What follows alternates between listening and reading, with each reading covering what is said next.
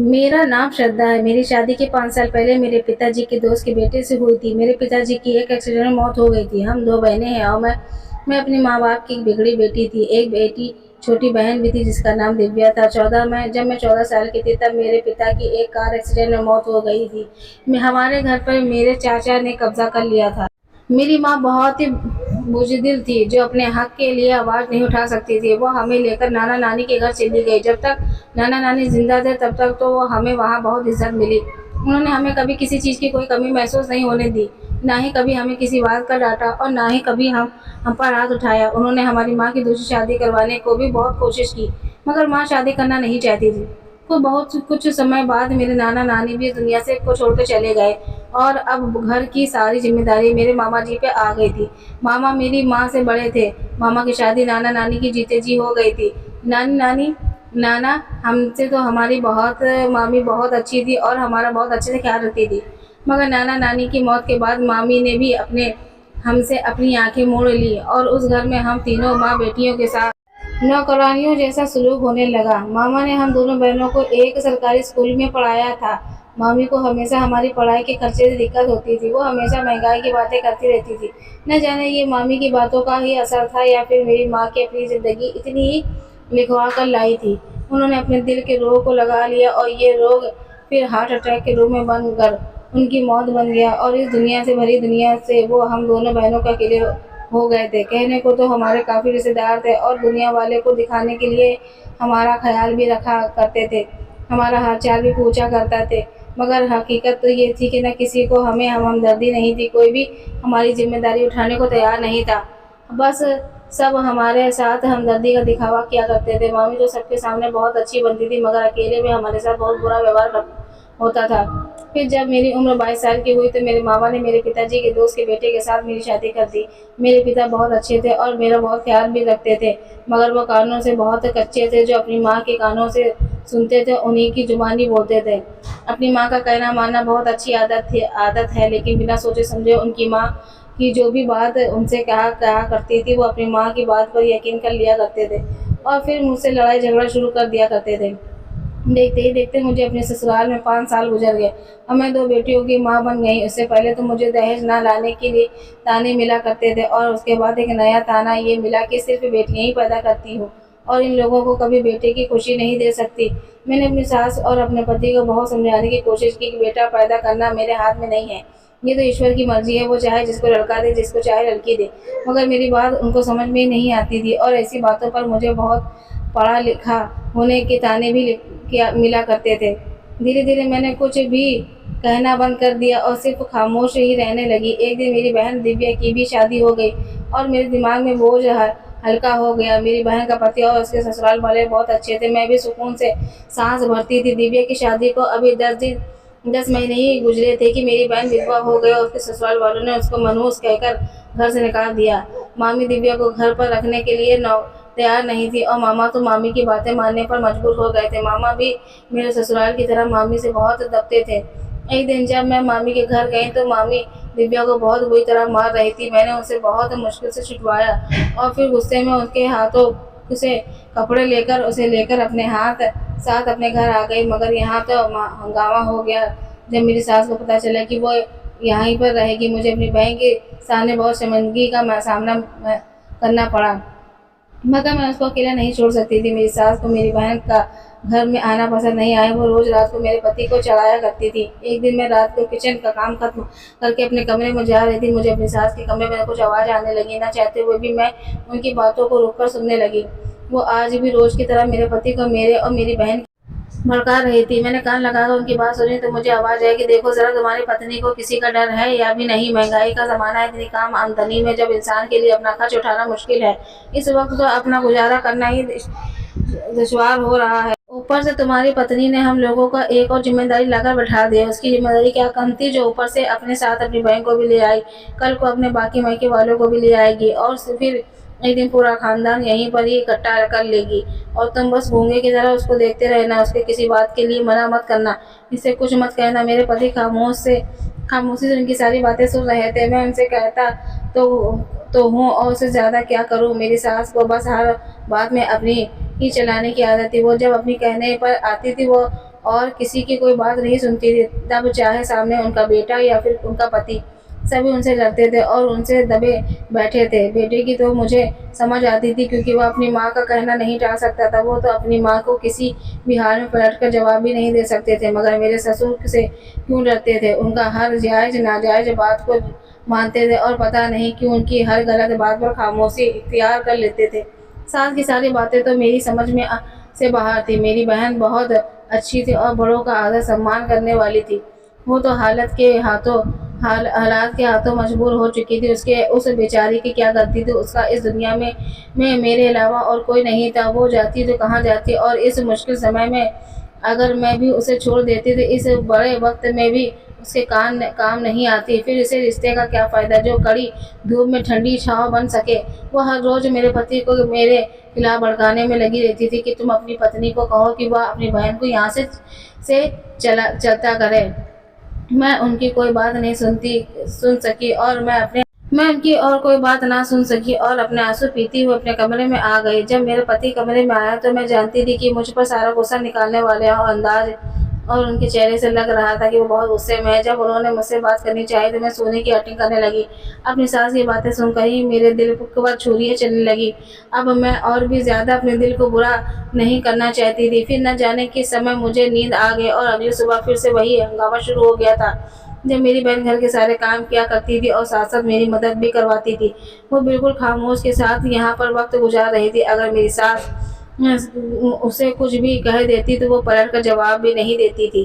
मगर वो भी सबका व्यवहार समझ रही थी और सबके अंदाज देख रही थी। उसने मुझसे कहा कि वो मामी के घर चली जाएगी और वहाँ पर रह लेगी। मगर मैं जानती थी कि वहाँ पर मामी उसके साथ कैसा सलूक करेंगी। इसलिए मैंने उसे सख्ती से वहाँ जाने को मना कर दिया और कहा कि तुम्हें परेशानी होने की कोई ज़रूरत नहीं है, मैं सब संभाल लूँगी। मगर अब घर के हालात मेरे काबू से बाहर होते जा रहे थे और अब मेरी सास उठते बैठते मुझे ताने मार मार कर कह रही थी कि तुम्हारी बहन यहाँ पर कब तक रहेगी। और मैं उनकी इस बात पर खामोश रहती थी कि मेरी एक ही नंद थी जो अपनी माँ की आदत की तरह बिल्कुल भी नहीं थी। वो तो बहुत प्यारी और अच्छी थी। उसकी शादी दूसरे शहर में हो गई थी। आज वो हमारे घर अपने पति के साथ कुछ दिनों के लिए रहने के लिए आ रही थी। उसके आने से मेरे अंदर हिम्मत बनने लगी थी, क्योंकि वो जब अपनी माँ को मेरे साथ नाइंसाफ़ी करते हुए देखती तो वो अपनी माँ को वही टोक दिया करती थी। मेरी नंद तो मुझे बहुत पसंद थी, लेकिन मुझे उनका पति बिल्कुल भी पसंद नहीं था। अजीब-सा बदतमीज़ इंसान था। उसे तो किसी को देखने का भी तमीज़ नहीं था, मगर मैं सब कुछ नज़रअंदाज कर देती थी। अगर मैं उसके बारे में किसी को से कहती तो किससे कहती? मैंने अपनी नंद के लिए खाना बनाया। मैं अपनी तरफ से किसी को भी किसी शिकायत का मौका नहीं देती थी। जब मेरी नंद और उसका पति मेरे घर आए तो मेरी बहन उनसे मिलने के बाद मैं कमरे में जाकर बैठ गई और रात को मेरी सास ने कहा कि अपनी बहन से कहो कि वो स्टोर रूम में जाकर सो जाए या फिर बाहर गैलरी में सो जाए, क्योंकि उस कमरे में मेरी बेटी और दामाद रुकेंगे। मुझे अपनी बहन का बहुत ख्याल आया और मैंने सोचा कि इतनी गर्मी में वो स्टोर रूम में कैसे सो सकती है। वहाँ ना तो कोई पंखा है और ना ही कोई खिड़की।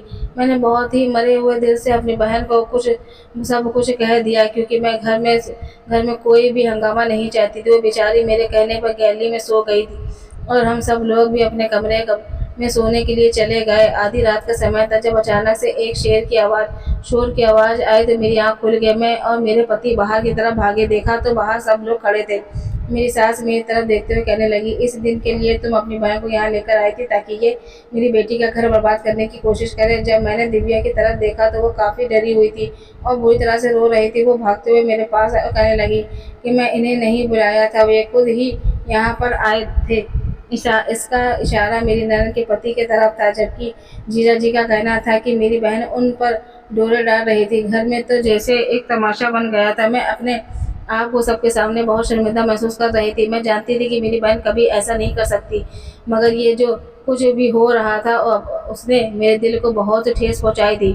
मैंने अपनी नंद की तरफ देखा कि पता नहीं दीदी मेरी बहन के बारे में क्या सोचेंगी, मगर मुझे उनकी आंखों में एक अजीब सी शर्मिंदगी नजर आ रही थी। अब एक अजीब सा दुख और एक अजीब सा शक, जिन नज़रों से वो अपने पति को देख रही थी, इस बात का मुझे अंदाजा हो गया था। वो जानती थी गलती उनके पति की है, मगर शायद वो सबके सामने ये बात नहीं कर सकती थी। मेरी सास किसी भी हाल में ये सब बात को मानने को तैयार नहीं थी। मेरी नंद ने तो जैसे तैसे इस मामले को रफा दफा किया और सब लोग वापस सोने के लिए चले गए। उन अपने कमरे में आने के बाद ही मेरे पति ने मुझे बहुत ही बातें सुनाई और कहा कि तुम्हारी बहन के लक्षण ठीक नहीं है, वो मुझे भी अजीब-अजीब तरह से इशारे करके अपनी तरफ खींचने की कोशिश करती है। अपनी बहन के लिए इस अल्फाज को सुनकर वह बहुत बुरा लगा था, क्योंकि मैं अपनी बहन को अच्छी तरह से जानती थी कि मेरी बहन कैसी है, और ये भी जानती थी कि मेरे पति मेरी बहन का बहुत बड़ा इल्ज़ाम लगा रहे हैं।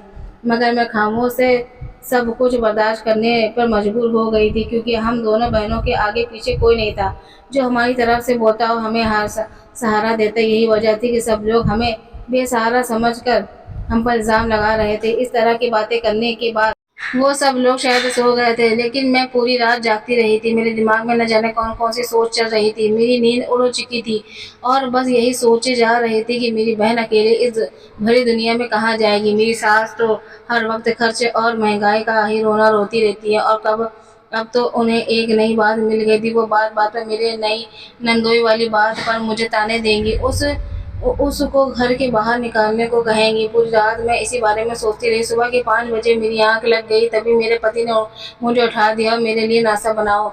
जब मैं किचन में आई तो मेरी बहन नाश्ता बना रही थी। उसकी आँखें सूजी हुई थी। उसका चेहरा देखकर मुझे अंदाज़ा हो गया था वो पूरी रात नहीं सोई होगी। जैसे ही मैं जाग रही थी, मुझे देखकर उसने अपने चेहरे पर झूठी मुस्कुराहट सजाई। मेरे दिल में दुःख से भर गया। मैं उस बेचारी के लिए कुछ नहीं कर सकती थी। जब मेरी नंद सोकर उठी तो उसने बिल्कुल नॉर्मल तरीके से हम लोगों से बात की, जैसे रात कुछ हुआ ही नहीं हो, और नाश्ता करने के बाद उसने अपने घर जाने की तैयारी शुरू कर दी। उसे इतनी जल्दी वापस जाता देख मेरी सास को बहुत गुस्सा आया, और उन्होंने हम दोनों बहनों को अच्छी खासी क्लास दे दी कि वो मैं तुम्हारी बहन की वजह से इतनी जल्दी वापस जा रही, वरना वो अपने घर में यहाँ कुछ दिन रुकने का प्लान बनाकर आई थी। ये अंदाज़ा तो मुझे भी था कि वो यहाँ पर कुछ दिन रुकने के लिए ही आई थी, मगर ये भी सच था कि वो यहाँ से जल्दी मेरी बहन की वजह से नहीं, बल्कि अपने पति की वजह से ही जा रही, क्योंकि वो अपने पति को हरकतें से अच्छी तरह वाकिफ़ थी। जाते-जाते उसने मुझे माफ़ी माँगी थी, मगर ये बात मैं घर के किसी को नहीं बता सकती थी। अगर ये बात मैं घर में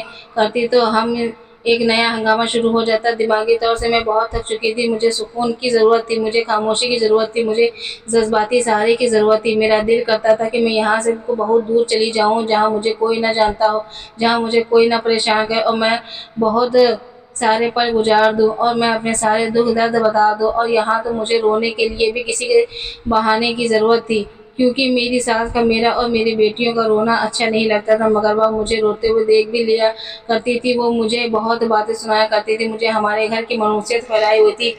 बहुत चाहती ही यही हो कि इस घर में कभी खुशियाँ वापस ना आए, इसलिए हमेशा मनुष्यत फैलाया करती हो। मैं तो बड़ी दिक्कत से अपने आँसुओं को साफ कर देती थी। एक दिन ही धीरे दुखों को गुजरते चले गए। एक अजीब तरह की उदासी थी जिसे मेरे पूरे वजूद को बर्बाद कर दिया। वो दिन भी और दिनों की तरह था जब मेरी बहन मेरे पास आई। ऐसा लग रहा था जैसे वो मुझसे कुछ कहना चाह रही, वो मगर कह नहीं पा रही थी। मैं समझ गई कि वो मुझसे ज़रूर यहाँ से जाने की बात करेगी, लेकिन वो ये भी नहीं जानती थी कुछ वक्त लगेगा, मगर मैं उसके लिए सही रास्ता देकर उसकी शादी करवा दूँगी। मगर मैं किसी हाल में उसको मामा घर नहीं भेज सकती थी, क्योंकि मैं मम्मी के उसके साथ किए गए अत्याचार देख चुकी थी। जब मैंने दिव्या से पूछा कि क्या बात है, क्या कहना चाहती है, तो मैंने उसकी आँखों में बहते हुए आँसू देखा। मेरा दिल बहुत ही दुखा और उसके आँसू साफ करने लगी और उसको खामोश करवाने की कोशिश करने लगी। मैं चाहती थी कि वो अपना सारा दुःख इन आँसुओं के सहारे बहा दे। काफ़ी देर के बाद वो संभलती हुई मुझसे कहने लगी, आपके ससुर आपकी बात पूरी नहीं हुई थी क्यों? आपसे मेरी सास की आवाज़ आ गई। उन्होंने मुझसे कहा कि जल्दी से खाना तैयार कर लो, घर में कुछ मेहमान आ रहे हैं। उसके बाद मैं कमरे से बाहर आ गई। न जाने उन्होंने मेरी बहन से क्या कहा था, क्योंकि मुझे उनकी बातों की आवाज़ तो आ रही थी, मगर वो क्या बातें कर रहे थे समझ में नहीं आ रहा था। और जब मैंने दोबारा अपनी बहन से पूछा तो उसने कुछ नहीं कहा, कहकर मुझे टाल दिया। मगर उसकी बात पर मैं हैरान हो गई। वो मुझसे कुछ कहना चाह रही थी और मुझे बता ही रही थी कि मैं अपने काम में बिज़ी हो गई थी, इसलिए मैंने उस पर ज़्यादा ध्यान नहीं दिया। मैंने ऐसा महसूस किया कि वो बहुत ही ज़्यादा परेशान रहने लगी थी। मैं हमेशा डरी सहमी सी रहने लगी थी। मैंने उससे बहुत बार पूछा कि तुम्हें क्या परेशानी हो, जो बात है मुझे बता दो, मगर ऐसा लगा था जैसे वो मुझसे कुछ कहना चाह रही हो, मगर वो कह नहीं पा रही है। जब भी मैं अपनी बहन के साथ अकेले बैठती थी तो मेरी सास अचानक वहाँ आ जाती थी। मुझे आज उसका व्यवहार बहुत अच्छा चौंकाने वाला लगा। मुझे लगने लगा था कि वह नहीं चाहती थी कि मैं अपनी बहन के साथ अकेले के समय गुजारूँ ताकि उनकी सारी बातें करूँ। मगर वो ऐसा क्यों कर रही थी ये मैं समझ पा रही थी। शायद उनके दिमाग में ये वहम होगा कि हम दोनों बहनें उनकी बुराइयां करते हों, इसी वजह से वो नहीं चाहती हो कि हम दोनों बहनें अकेले में बैठकर बातें करें। मैं अपनी बहन की वजह से बहुत परेशान थी। मैंने अपने पड़ोस की आंटी से अपनी बहन के रिश्ते के लिए कहा कि कोई अच्छा सा रिश्ता बताए जो मेरी बहन के को ब्याह कर ले जाए, और जिन लोगों को दहेज का लालच ना हो, वो बिल्कुल मुझे अपनी बेटी की तरह प्यार करती थी। उन्हें मुझसे कहा था कि वो ज़रूर मेरी बहन के लिए कोई अच्छा रिश्ता देखेंगी। उस दिन मैं रोज की तरह जब सुबह को उठी तो बाहर में अजीब सी शोर की आवाज़ सुनाई दी। जब मैं अपने कमरे से बाहर आई तो ये मंजर मुझे देखने को मिला। मैं बुरी तरह से उस पर चिल्ला रही थी कि दूसरी तरफ मेरे ससुर खड़े थे। मैं जल्दी से उनके पास गई और उनके हाथ से अपनी बहन का बाजू छुड़वाया और उनसे कहने लगी कि माँ जी, क्या हुआ है? आपने क्यों सुबह सुबह हंगामा किया है? हर रोज उस को कटघरे में लाकर खड़ा कर देती हैं। मैं नहीं जानती कि अचानक गुस्से में मेरी आवाज़ कैसे बुलंद हो गई, वरना मैं हमेशा अपनी सास की धीमी आवाज़ से ही बात किया करती थी। मैंने उन्हें पलट के कभी भी जवाब नहीं देती थी, मगर आज तो मेरी बर्दाश्त की क्षमता जवाब दे गई थी। उन्होंने उन्होंने मुझसे कहा कि आज मैं तुम्हें तुम्हारी बहन की करतूत दिखाती हूँ। वो मुझे पकड़कर अपने पति के बिस्तर पर ले गईं, और जब उन्होंने तकिया हटाया तो उनके नीचे से मेरी बहन की चूड़ियाँ और उसके इस्तेमाल किए हुए कुछ चीज़ें पड़ी हुई थी। ये सब क्या है ये? और ये यहाँ पर कैसे आया? इसने तो पहले वो मेरे दामाद को रिझाने की कोशिश कर रही थी, और अब जब उसमें नाकाम हो गई तो मेरे पति को ढोल डालने लगी। ऐसे घटिया लड़की मैं एक पल भी अपने घर में नहीं रखने दे सकती है। उसने हमने तो इस लड़की की मदद की, अना समझ के अपने घर में सहारा दिया, लेकिन ये लड़की तो हमारे घर के मर्दों पर डोरा डाल रही है। अपनी बहन के निकालो यहाँ से, वरना तुम भी इसी के साथ साथ धक्के देकर निकाल दूंगी यहाँ से। जहाँ मर्जी चाहे जाओ यहाँ निकल कर, और जाते जाते अपनी बहन बेटियों को भी साथ लेकर जाना। इतना सब कुछ हो रहा था, लेकिन मेरे पति और ससुर खामोश से खड़े हुए सारा तमाशा देख रहे थे। मैं अपने ससुर के पास गई और उनसे कहा कि आप मुझे बताइए क्या हुआ है, मगर वो मुझसे नजरें चुराने लगे और घर से बाहर चले गए। मगर मेरी सास ने तो मुझे बहुत ही हंगामा कर खड़ा कर दिया था। अगर आस पड़ोस के सभी लोग घर में आकर उनका ड्रामा देख रहे थे। वहाँ पर मौजूद सभी लोग हम दोनों बहनों को अच्छी तरह से जानते थे, और मेरी सास को भी। अब मेरे पास कोई चारा नहीं था, मैं उसको कहाँ भेजूँ? हमारा तो कोई अपना ही नहीं था, कोई भी ऐसा नहीं था जो हमको सहारा दे सकता था। तभी पड़ोस की वाली आंटी, जिसने मैंने रिश्ते के लिए कहा था, वो मेरी मदद के लिए आगे आई। उन्होंने मुझसे कहा कि इतनी बेइज्जती होने के बाद भी तुम अपनी बहन को इस घर से रखोगी क्या? इनकी बात सुनकर मेरी आंखों में आंसू आ गए। मैंने उनसे कहा कि मुझे समझ में नहीं आ रहा मैं क्या करूं, आप ही मुझे बताइए, मुझे तो कोई रास्ता नजर नहीं आ रहा, आखिर अपनी बहन को कहाँ भेजूं? वो कहने लगी, तुम फिक्र मत करो, इसे मेरे साथ भेज दो, मैं इसको रहने का बंदोबस्त कर दूंगी और तुम्हें इसकी फिक्र करने की बिल्कुल भी जरूरत नहीं, मैं उसका बहुत ख्याल रखूंगी। मैंने उन पर यकीन करके अपनी बहन को उनके साथ जाने दिया। ऐसा नहीं था कि मुझे आंटी पर भरोसा नहीं था, लेकिन ऐसा भी नहीं था कि मैंने अपनी सास पर यकीन कर लिया था। ये देखकर मैं हैरान थी कि उनका सामान पहले से ही चारपाई पर बाहर कैसे पहुंच गया। और मेरे ससुर ने तो ये कहा था कि मेरी बहन खुद उसके पास गई थी और उन्होंने उसे वापस भेज दिया। वो उनकी बेटी जैसी है। अपने ससुर की बात सुनकर मैं हैरान रह गई। मुझे इनसे ऐसी कोई बात की उम्मीद नहीं थी, क्योंकि वो किसी को मामले में भी नहीं बोलते थे। वो अपने काम से काम रखते थे और बहुत ही शरीफ इंसान थे। मगर अब ये सब क्यों कह रहे हैं, मैं ये सब सोच समझ कर उलझती जा रही थी। मुझे कुछ दिनों ही मैंने ये बात नोटिस की थी कि मेरी बहन जिस दिन यहाँ से गई थी, मेरी सास तभी से बहुत खुश नजर आ रही थी। ऐसा लग रहा था जैसे थे मेरी बहन यहाँ पर बोझ बनकर रह रही थी, और जब वो बोझ उन पर से हटा तो वो बहुत ज्यादा सुकून से हो गई। और फिर कुछ दिनों बाद मेरी ननद रोते रोते अपने बच्चों को लेकर घर पर आ गई। सब उसके ऐसे अचानक घर आने पर उसको इतना रोने का परेशान हो गया, और जो खबर उसने सुनाई उसको सुनते ही मेरे घर वालों के होश उड़ गए। उसने बताया कि उसके पति ने दूसरी शादी कर ली है और अब वो कभी भी अपने पति के घर वापस नहीं जाना चाहती है। ये सुनकर तो मेरी सास बेसुध हो गई थी। घर के परेशानियों को जैसा माहौल बन गया था। सब अपनी अपनी जगह बहुत परेशान नजर आने लगे थे, लेकिन सबसे ज्यादा बुरा हाल मेरी ननद का था। उसने ना तो खाने का होश था और ना ही किसी चीज का। मैं तो पहले ही अपनी बहन की वजह से बहुत परेशान थी, क्योंकि इतने दिन हो गए थे मैं उससे मिलने तक नहीं जा पाई थी।